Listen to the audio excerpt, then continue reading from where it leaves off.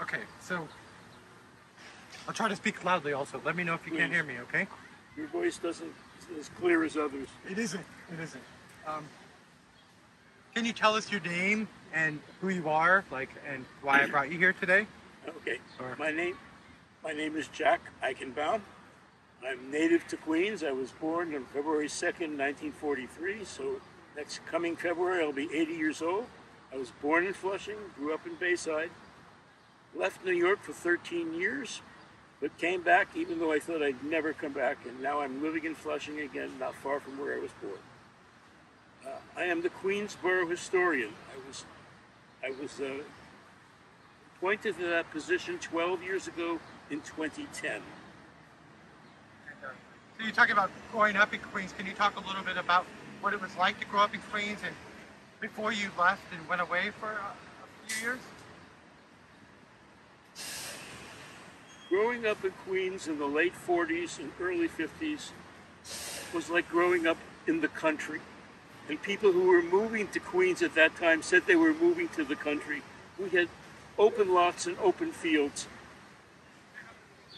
Our back door was always open. I lived in a four-family building, but the back doors all led to a common backyard, and all of our back doors were always open. It was considered a very safe safe neighborhood. When I was growing up, I didn't know anybody that had a gun, except children who had cat pistols. And do you remember growing up the Elmhurst gas tanks that once stood where we are now? Well, not when I was young, but as soon as I was older and we began to travel more, say, as I began in my teens, after the Long Island Expressway was built in 1963, I'm already 20 years old, when you traveled on the Long Island Expressway, you passed the Elmhurst gas tanks. And I remember them. But not until later, I didn't remember them from my youth because we didn't have a car until I was 12 years old, and it was something you see from an automobile. And what do you think of how they've transformed that space that was the Elmhurst gas tanks into this park? This is the first time that I'm here, believe it or not, and I'm really impressed. I have never been in this location. I've been on the bus that passes right by this location, but I have never been in this spot before. I think they've done a wonderful job. It seems to be a very busy park. All kinds of people of different ages are enjoying it. I'm impressed with the facilities here.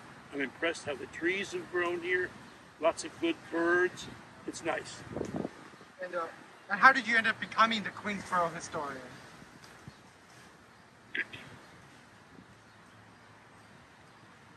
New York State is the only state in which every county is mandated to have an appointed historian. This started sometime in the 1920s. So New York State is the only state that has these appointed historians in every county.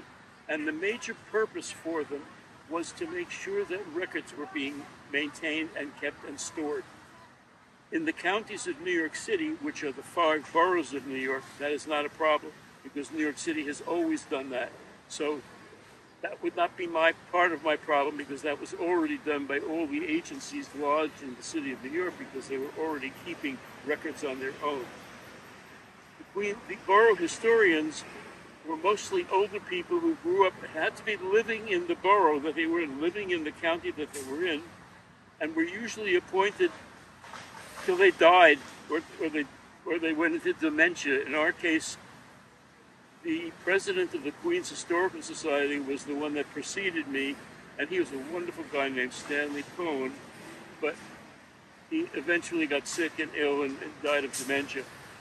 And then the borough president, who appoints the borough historians, appointed a committee to find a new borough historian. People were invited to apply for the position. 5 people applied for the position, including me, and I was the one that selected. And can you talk about how New York has changed? The Queens has changed since you were born, and your specialties, talking about how the demographic changes in Queens. Could you talk a little bit about that? What was Queens like originally before it was part of New York City? What was it like, and how did it transition to what it is today?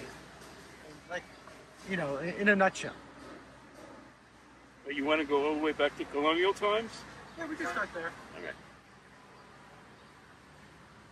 We can talk about here, like Elmhurst. What? I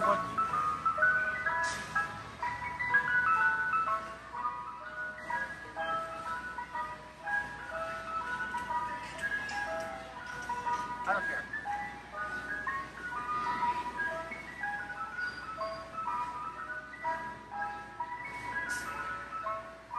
Can't win. It's okay.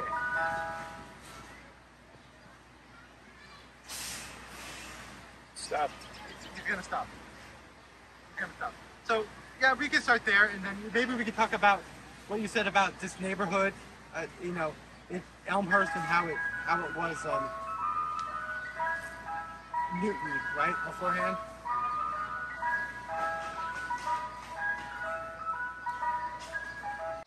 So yeah, let's talk about Queens and how it changed from colonial times to what it is today, and your experience growing up and how it's changed from when you were a child to what it is today. That's a long question. I know, it's a big question. But if you can summarize best you can. People have been living in what we now call Queens since colonial times. There are two colonial experiences. First is the Dutch experience, which goes from about 1624 to 1664. Afterwards, what we now call Queens becomes part of English New York, which lasts until independence in 1776. And then Queens becomes a part of the United States and New York State in an independent country. Queens is not called Queens in the beginning. In the beginning, the land that we're sitting on, even though it is called Queens today, was part of Dutch New York City. And Dutch New York City wasn't called New York City. It was called a colony called New Amsterdam. And in the colony of New Amsterdam, there were towns, but not counties. And one of the towns, three of the towns that make up, the three towns that make up within the present-day borders of Queens were, under Dutch times, Vlissingen, which is now Flushing, Middelburg, which became Newtown and then later Elmhurst, and Jamaica. Those three towns still exist within Queens politics, but they no longer have any political power.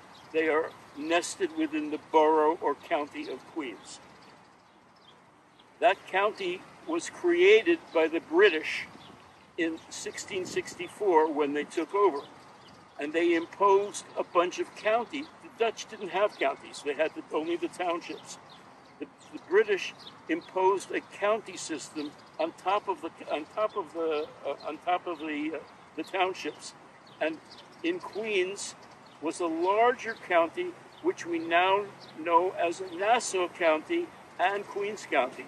Nassau County and Queens County were one entity until 1898, when the western part of Queens, which is present-day Queens, seceded from Nassau County and became part of the expanded city of New York.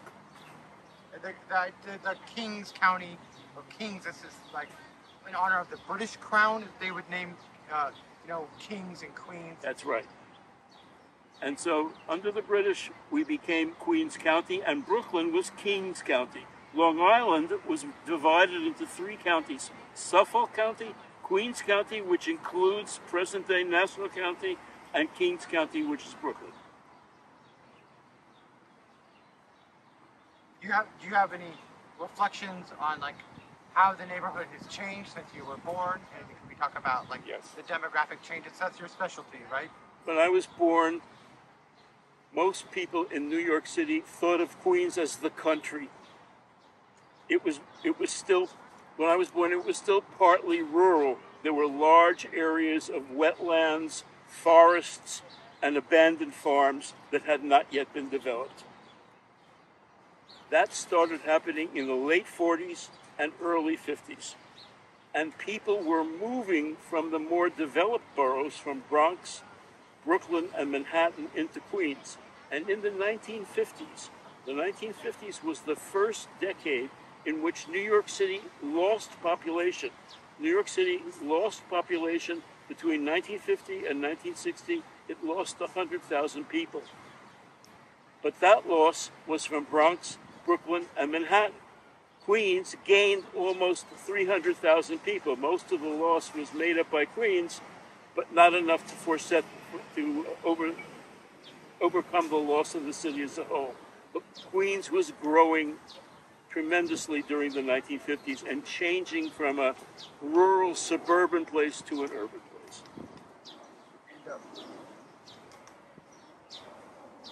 Can you talk about the diversity that exists here in Queens as well? So it's in Queens in the late 40s and early 50s when people were moving from other European semi-ghettos and other neighborhoods, the Bronx, Brooklyn, and Manhattan, into Queens and mixing up more. So already in Queens you had a diversity of European groups living together going back to the early 50s.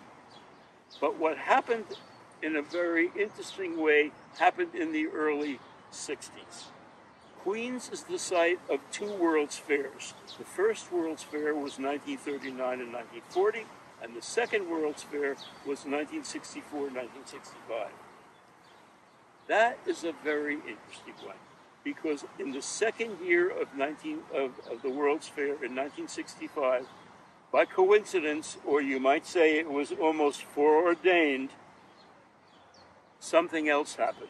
In the summer of 1965, before the fair closed, the new immigration law was passed, which changed our immigration laws dramatically. Before the immigration law of 1965 was passed, we prohibited people from Asia and much of the world from immigrating. The only people who were immigrating from the rest of the world were pretty much people from Northwestern Europe. It was only in 1965 that we changed our immigration laws, not to favor certain countries, but to favor the professions that we needed. That same time period, 1963, we voted in Medicare, which was first put into practice in 1965, and we needed doctors, and there was a shortage of doctors. And doctors from all over the world came to migrate to Queens because they could get into a new place easily. Queens attracted people with middle-class aspirations. They weren't the wretched poor from poor countries. They were the people with middle-class aspirations, and they didn't go to the poorest parts of the city. They went to a place like Queens, where the native middle class, people my age, were leaving for brighter spots in the United States. This is when places like California were attracting natives, but foreigners were attracted to a place like New York by the new immigration laws. And so Queens became the center of worldwide immigration, and by the 1980s, Queens became the most diverse place in the whole world. And you talk about you mentioned earlier about the diversity of people intermixing. You said a statistic about that. Could you recall that? So the children of these immigrants that came in the 70s and 80s grew up in Queens with the children of other immigrants that came in the 70s and 80s, and they went to school from the very beginning in mixed schools with all kinds of people from all over the world. So they became familiar with kids from all over the world. And in the beginning, first and second grade, you go over to another kid's house to play, and you learn to eat their foods. Today, these kids have grown up, and children who have grown up in Queens, who were born in Queens in the 70s and 80s, and have grown up in Queens and stayed in Queens, have chosen as their partners in marriage or partnerships, and they're multicultural. It is hard to find a new couple in Queens of the same ethnicity. Their parents may have said, be friends with everybody, but marry one of us. They didn't do that. They married, I'd say more than 50% of the kids that grew up in Queens married someone of a different faith or a different ethnicity. Can you talk about why you think parks like Elmhurst Park are so important to the community, and important to Queens and New York City as a whole? Well, I mean, even here you can see the kids playing in this park, and part of that association with other people and new people happens in parks like this. This is a multi-ethnic neighborhood, and kids are playing together just like they learn together in schools. This is a lovely little park, and it was a space that the public couldn't use, and now the public for a Queens Park, it's pretty heavily used. Okay, let's go back to like you and the tanks and traveling down the highway. And what was that like? What was your experience? You could just see the tanks here, but you couldn't go on the space. Yeah. You could see the use of the space, and it was cordoned off for these gas tanks, which were here since about 1904 and closed, I think, in the early 80s, and then this park was built. And then they used to have like the news, right? They would say back. Yeah.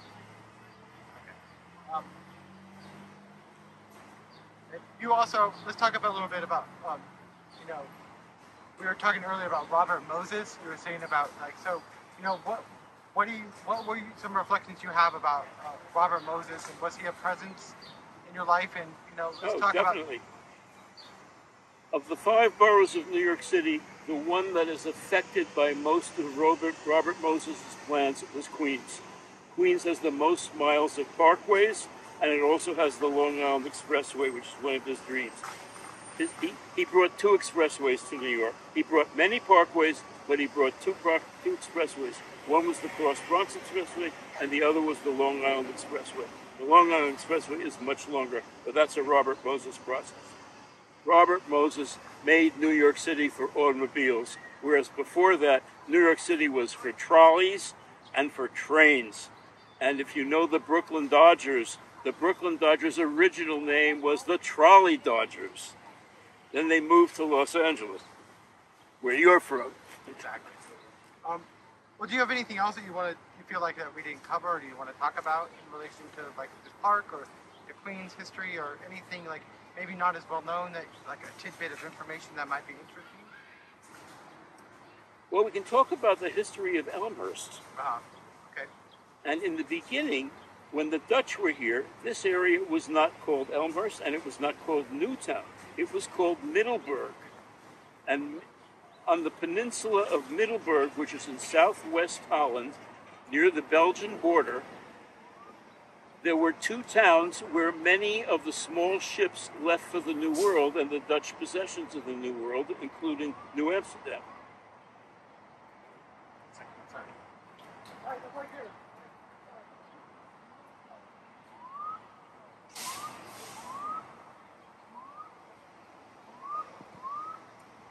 Go back to where you were. I'm sorry, Jack. Sorry. They called me. So there was a Dutch town in western Queens called Middelburg, after the Middelburg in Holland. And there was a Dutch town in northeastern Queens called Vlissingen, after Vlissingen in Holland, which is today's anglicized Flushing. When the British took over, they got rid of the name Middelburg and they renamed it Newtown.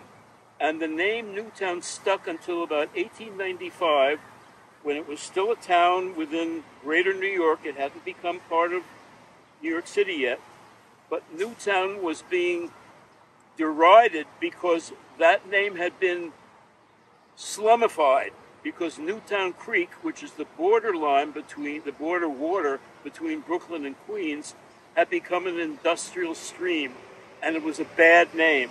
So the fathers of Newtown wanted to change their name, and they changed their name in 1895 from Newtown to Elmhurst, and that's when the name Elmhurst was born. Thank you. That's great.